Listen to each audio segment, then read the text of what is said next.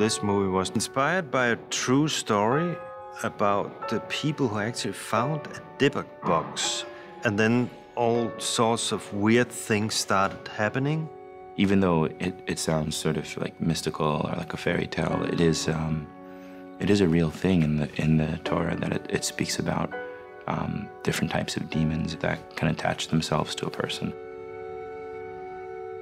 It lives between the living and the dead.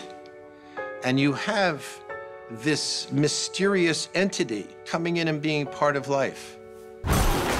And that, I think, speaks to a lot of people who are searching. And I think that's what's unique about this story and about the whole concept of a Dibbuk.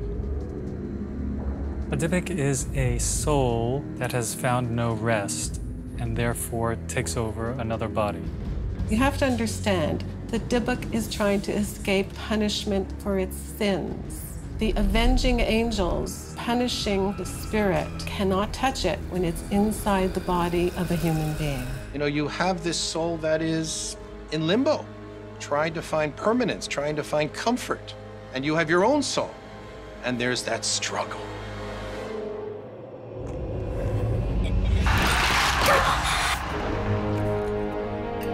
There are certainly physical symptoms of being possessed by a Dibbuk. There is a kind of hysterical behavior. There is jerking of limbs. There is violent convulsions, odd body postures. Physically, the voice would change. There's some supernatural powers as well. The most recent case I know of occurred 2 years ago, 2010, in Israel, where a rabbi exorcised a woman whose body was taken over by a Dibbuk.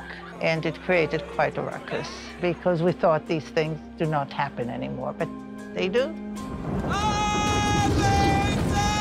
The rabbi is invoking God's name to say to the Dibbuk, I am the representative of God, Dibbuk, leave.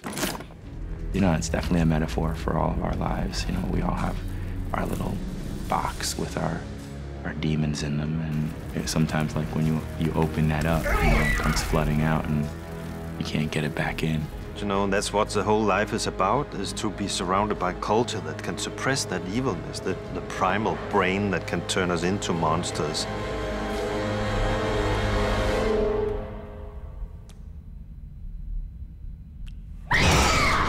Sam Raimi presents The Possession, rated PG-13, in theaters August 31st.